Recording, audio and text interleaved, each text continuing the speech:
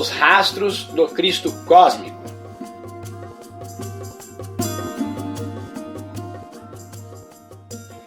Este é um trecho do livro A Grande Libertação, do professor Huberto Roden.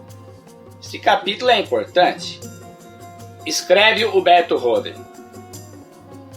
que é o homem? Da resposta que dermos a esta pergunta depende o conceito, certo ou errôneo, da redenção em todas as religiões. Se o homem é essencialmente mau, nenhuma redenção de dentro é possível. Mas, se o homem é essencialmente bom, embora apenas em potência, existe um fundamento para a redenção de dentro.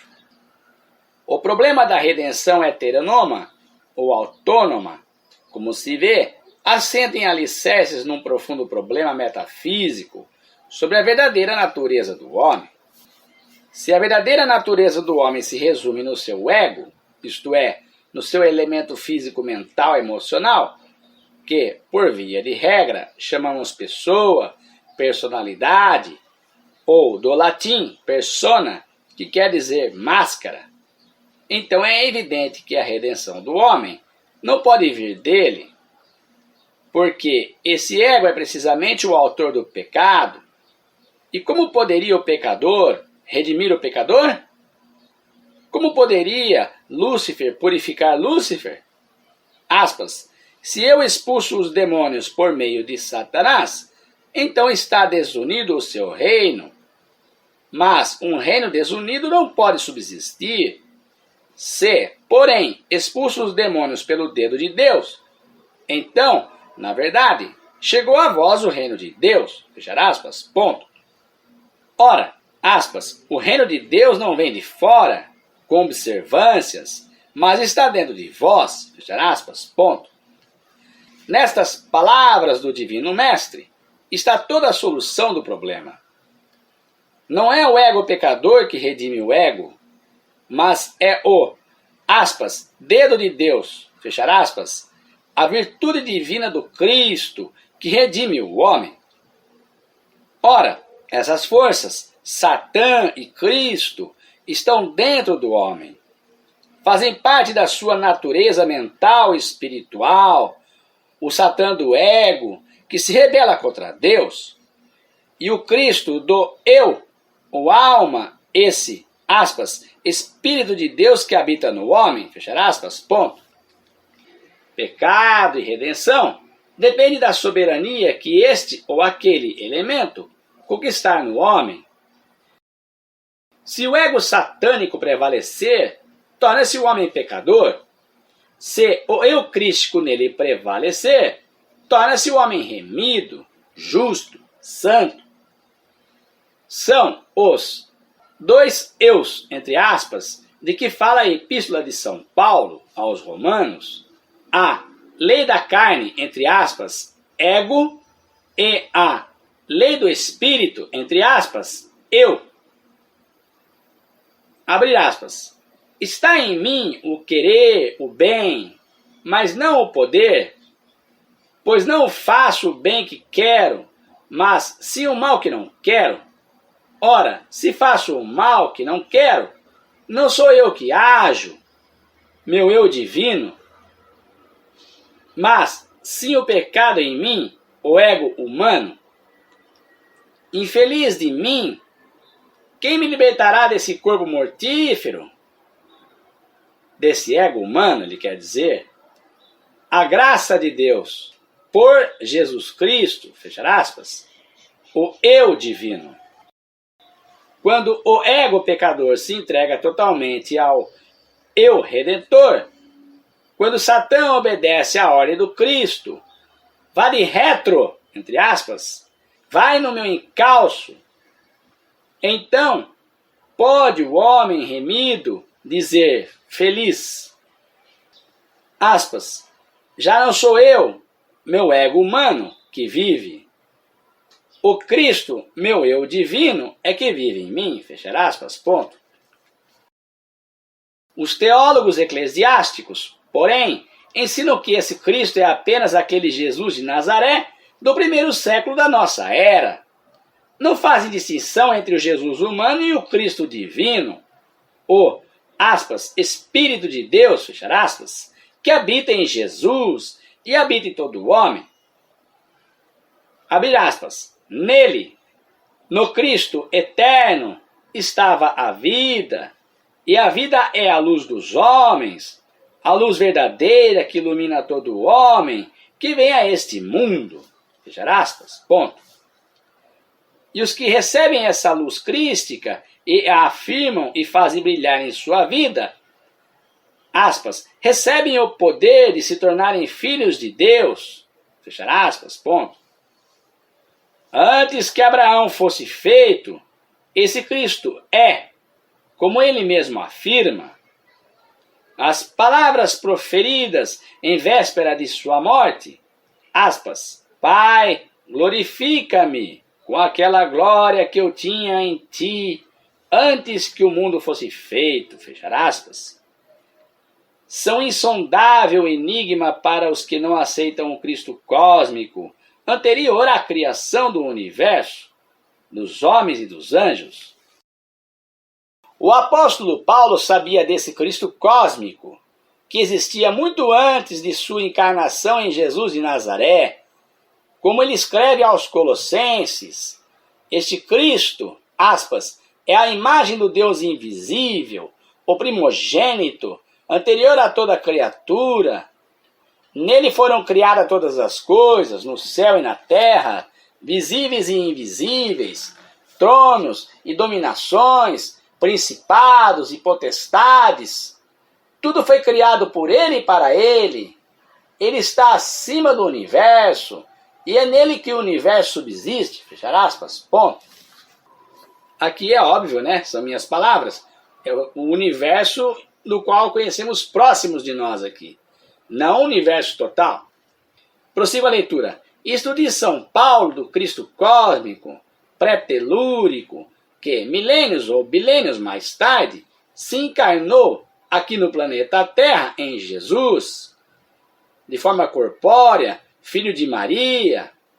Pois o Cristo cósmico, como o apóstolo diz na Epístola aos Filipenses, aspas, subsistindo na forma de Deus, não julgou dever aferrar-se a essa divina igualdade, mas despojou-se a si mesmo e, assumindo forma de servo, tornou-se igual aos homens e apareceu como homem no exterior.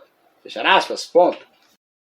Nestas palavras vem claramente expressa a existência pré-histórica do Cristo cósmico, que, aspas, subsistia na forma de Deus, fechar aspas, isto é, como a mais alta forma ou individualização da divindade, na divina igualdade, entre aspas, mas despojou-se, entre aspas, em grego, esvaziou-se, dessa forma divina do Cristo cósmico e revestiu-se da forma humana do Cristo telúrico, aparecendo como homem no exterior, mas permanecendo o Cristo cósmico no interior. Ora, afirma o evangelista São João, esse mesmo Cristo eterno, que é, aspas, a vida e a luz dos homens, está em cada homem que vem a este mundo, fechar aspas, ponto. Compete ao homem despertar em si essa luz oculta e acendê-la em chama permanente, como as lâmpadas das 5 virgens sábias da parábola, para que a alma possa ser admitida ao reino das núpcias com o divino esposo.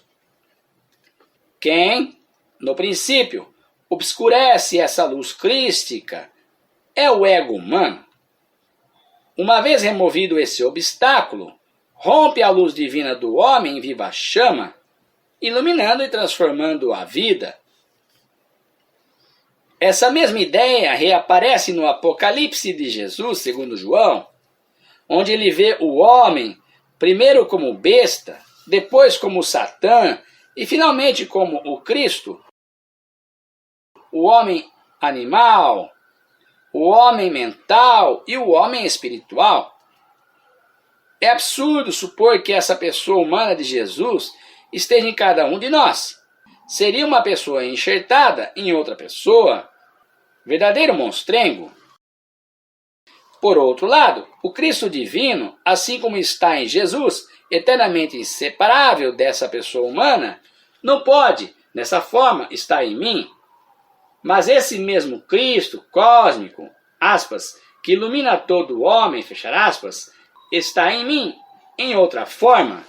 Na forma peculiar a mim, correspondente a este indivíduo humano, único e original, assim como a mesma vida universal está de outro modo na roseira ou na macieira do que está na orquídea ou no pinheiro, embora seja sempre a mesma e única vida universal, em cada um de nós vive o mesmo Cristo cósmico, mas em forma diferente daquele que vivia e vive em Jesus de Nazaré. Cada um de nós é um veículo telúrico do Cristo cósmico. Aspas. Quando as duas pessoas fazem a mesma coisa, diz o provérbio, essa coisa não é a mesma, fechar aspas, ponto. Da mesma forma, quando Cristo está em duas pessoas, esse Cristo não é o mesmo. É o mesmo na sua essência cósmica, mas não é o mesmo na sua existência telúrica, na sua individuação humana. É precisamente nesta forma telúrica e individual que o eterno Cristo cósmico, segundo as suas próprias palavras, está conosco, aspas, todos os dias até a consumação dos séculos, fechar aspas. Aspas, onde 2 ou 3 estiverem reunidos em meu nome, está ele no meio deles, fechar aspas, ponto. Neste sentido, diz o apóstolo Paulo, aspas, o Cristo vive em mim, fechar aspas. Aspas, o meu viver é o Cristo, fechar aspas. Aspas, o Espírito de Deus habita em vós, fechar aspas, ponto. Neste sentido, afirma Tertuliano que, aspas, a alma humana é crística por sua própria natureza, fechar aspas, ponto. Enquanto o homem continuar ignorando esse Cristo latente, é ele vítima de trevas, pecador, irredento, mas quando a luz crística rompe as trevas, ou penumbras luciféricas do ego, então, mais uma vez, o Verbo se faz carne e habita em nós, cheio de graça e de verdade. Quando a um teólogo eclesiástico se fala em, aspas, autorredenção, fechar aspas, entende ele ego-redenção, entre aspas, redenção pelo ego humano, e protesta contra semelhante pelagianismo, entre aspas, nascido do orgulho e da presunção, porque entende por, aspas, autorredenção, fechar aspas, a redenção pelo próprio ego pecador. Neste sentido, já o dissemos, é claro que não pode haver autorredenção, entre aspas, porque o ego pecador não se pode redimir do homem. Satã não redime Satã. Mas, quando o teólogo abandona a sua tradicional confusão e deixa de identificar o ego luciférico com o eu crístico do homem, então desaparece todo o escândalo nascido da confusão. A autorredenção é Cristo-redenção, é Theo-redenção.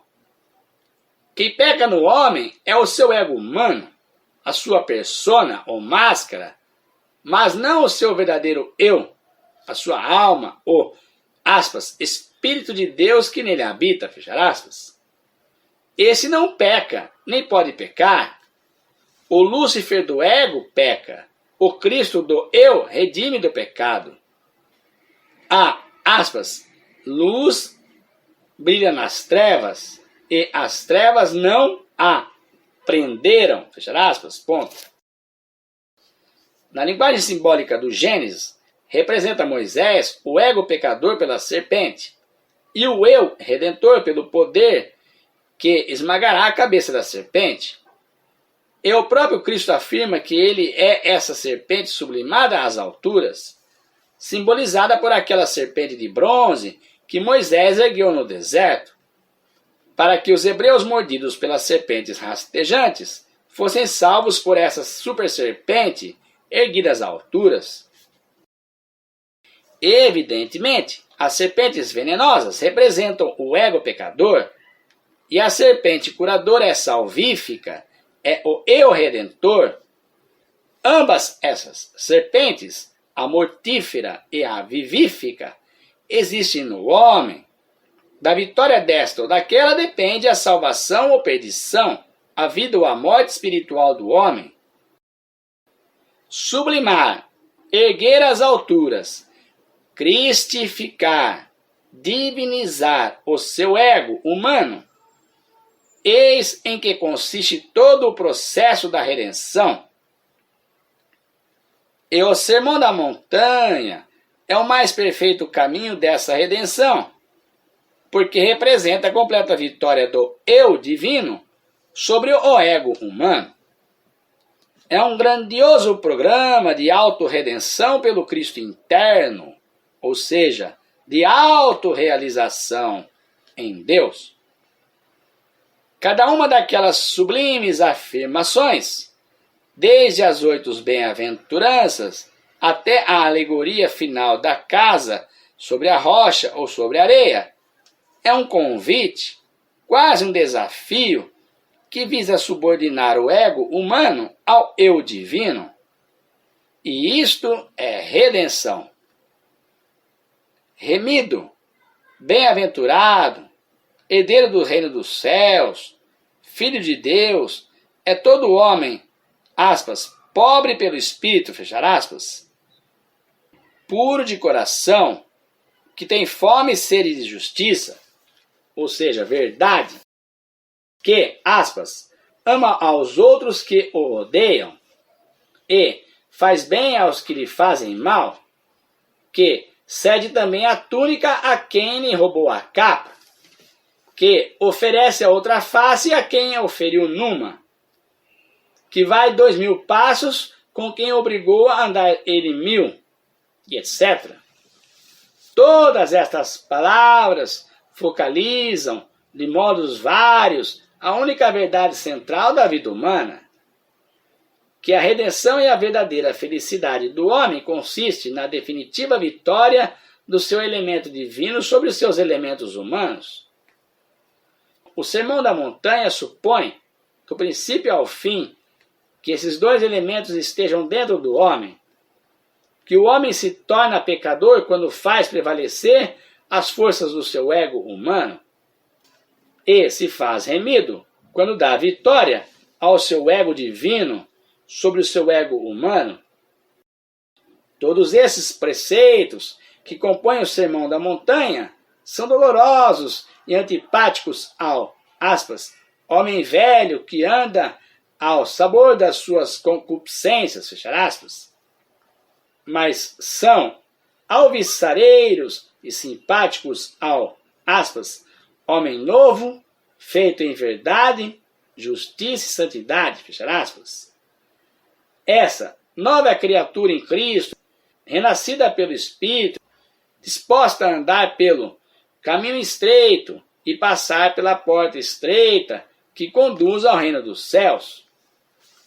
É deveras estranho que os teólogos eclesiásticos, em face de tamanha clareza, tenham criado obscuridade no tocante à redenção, fazendo-a consistir, como seus colegas da sinagoga, em fatores externos, adventícios, alheios à própria natureza humana, proclamando diversos tipos de alo-redenção, ou seja, a redenção que vem de fora, em substituição à auto-redenção, a redenção que vem de dentro, do Cristo, no Evangelho.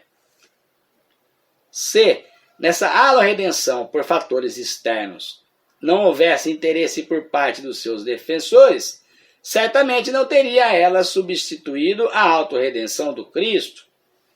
Mas como os doutores da lei antigos e modernos vivem dessa redenção de fora, da qual são eles os intermediários entre o pecador e Deus, e como todo o seu prestígio político, social, financeiro deriva dessa doutrina de alo-redenção, continua a vigorar essa ideologia artificial e subsistirá enquanto houver egoísmo eclesiástico, por um lado, e ignorância dos leigos, por outro. Somente a iluminação pela, aspas, verdade libertadora, fechar aspas, é que porá termo às teorias e teologias sobre a redenção de fora e proclamará a grande verdade da redenção de dentro. Será o triunfo do evangelho divino sobre as teologias humanas. E então deixará o clero de ser intermediário entre o homem e Deus. Continuará a ser orientador dos profanos, suposto que ele mesmo seja iniciado na verdade dos mistérios do reino de Deus. Os chefes espirituais deixarão de se arrogar o papel de locomotivas, entre aspas, do povo, contentando-se com a função de setas indicadoras à beira das estradas e nas encruzilhadas da vida, apontando aos viajores o caminho certo, suposto que eles mesmos não sejam guias cegos, entre aspas, mas conheçam e trilhem esse caminho. E, nesse caso, o rabino, o sacerdote, o ministro, o diretor espiritual, se julgará feliz quando for abandonado e ultrapassado pelo viandante bem orientado, em vez de se fazer por ele adorado. A seta indicadora cumpriu a sua missão se for abandonada pelo viajor. No dia e na hora em que o chefe espiritual se tornar supérfluo para o seu pupilo, por ter este adquirido plena autonomia espiritual, terá o diretor cumprido bem gloriosamente a sua missão. Bem-aventurado o diretor espiritual que, de tão eficiente, se tornou supérfluo para seus dirigidos. Dele é o reino dos céus. Bom, eu vou fazer um comentário bem breve desse texto longo, bem complexo, que parece difícil de entender, mas se nós pegarmos algumas palavras que o Berto Holden deixa aqui, nós poderemos entender o que ele quer dizer sobre essa autorredenção. Ele diz assim, na página 60, em uma parte do texto, quase no final, aspas, Satã não redime Satã. Olha, o que é isso? Satã não redime Satã. É que o autor considera Satã a ignorância espiritual oriunda que vive dentro da criatura humana. É o seu ego, é a sua parte periférica, é praticamente a vivência despertada pelos 5 sentidos humanos. Ora, na nossa vida, tomamos decisões precipitadas, movidas pelos 5 sentidos. Ao vermos uma situação, ao ouvirmos um diálogo, ao tocarmos num objeto, o nosso campo de visão sensória, alimentado pelos 5 sentidos, é Satã, ou seja, ignorância, pode nos trazer muita confusão. E quando nós tomamos consciência daquilo que realmente nós somos, porque se nós formos observar e pensarmos, poxa, eu sou quem? Eu sou o quê? Eu sou esse corpo? Eu sou essa matéria? Eu sou essa personalidade que estou vivendo hoje? É óbvio que é importante a personalidade no qual nós estamos vivendo agora. Ela é única nesta experiência. E depois ele diz assim, ó, autorredenção é Cristo redenção, teo-redenção. É a nossa redenção pelo nosso Cristo interno. O nosso Cristo interno é aquilo que nós somos. O nosso eu, que é o nosso espírito, a nossa entidade, a nossa verdadeira identidade espiritual. A entidade não é o corpo. A entidade é o espírito que está habitando no corpo. E eu recebi um pensamento dentro de um livro de um amigo que me enviou, e tinha um pensamento no marcador de página, e eu guardei e disse a ele, olha, esse pensamento vai dar muita discussão. Diz assim, aspas, torna-te quem tu és. Fechar aspas. O pensamento é de Píndaro, é um pensador grego. Tornar-te quem tu és é um grande desafio. Porque esse quem tu és é único. Quando eu digo para mim, torna-te quem tu és, é algo que foge do campo de imitação. Nós não podemos imitar as pessoas, queremos ser igual a outro, não. Nós temos que tornar aquilo que nós somos, porque a nossa realidade é única, a nossa individualidade como entidade espiritual é única, não há outro, não há cópia. Ah, eu tenho um irmão gêmeo, eu sou gêmeo, eu posso falar isso, né? Embora meu irmão desencarnou quando nasceu e está no mundo espiritual. Mas ele é ele, eu sou eu. A aparência corpórea é a mesma, quase que a mesma. Nem gêmeos, se você olhar bem detalhadamente, tem algumas diferençazinhas ali, né? Mas voltando para o campo da espiritualidade, voltando para o assunto, torna-te quem tu és. Ou seja, essa autorredenção eu só posso fazer por mim mesmo, porque eu me conheço. Eu sei as minhas deficiências, as minhas dificuldades, as minhas qualidades, as minhas baixezas, as minhas nobrezas, o meu ponto de vista sobre tal coisa. Eu me conheço.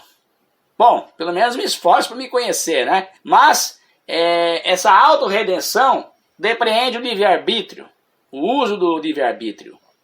E cada um só pode fazer realmente pelo lado de dentro. Cada entidade é única. Então Satã não redime Satã. Ou seja, se nós procurarmos fazer a nossa libertação vislumbrando apenas pelos 5 sentidos humanos, que nos dão falsas informações, ou meias informações, ou buscando uma redenção que vem de fora, esperando aí um paraíso, uma salvação que vem de alguém. Ah, mas Jesus salva. É óbvio. O que salva não é o Cristo. O que salva é o ensinamento. E nem salva, porque essa palavra é periférica. Jesus é um grande libertador. Realmente, porque ele trouxe a chave da libertação verdadeira. Só um autoliberto é que pode dar a chave para outros se autolibertarem. Ele veio e disse, olha, está aqui a chave.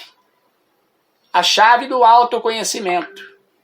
Se pegardes este caminho, esta ideia, que é uma ideia vivida, experiencial, correta, farás a vossa autolibertação.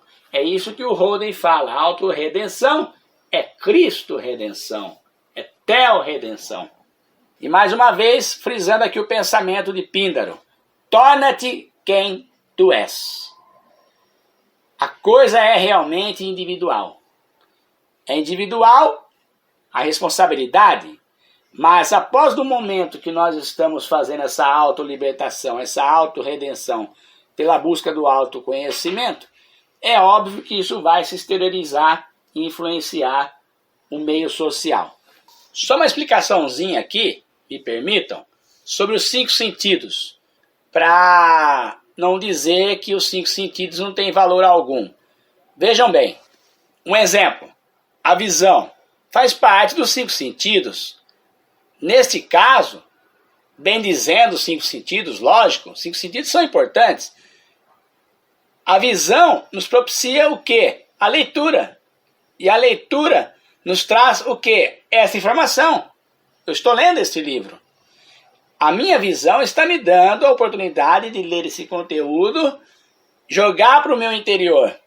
E eu vou sorver esse conteúdo e vou começar a recapitular, começar a pensar, discernir sobre o assunto. Então os 5 sentidos, eles são importantes? É óbvio que são importantes. Mas, quando eu digo que traz falsas informações, é no sentido do julgamento, da análise rápida, da observação temporária, daquilo que eu acho, daquilo que eu penso que seja, nesse sentido. Mas não como sentidos de captação de informações. Não, nunca nesse sentido. Bom, eu termino por aqui. Eu vou deixar na descrição do vídeo um link para que vocês possam ter acesso a esse livro também. Isso tudo no sentido mesmo de esclarecer, de levar o autoconhecimento. Um abraço a todos.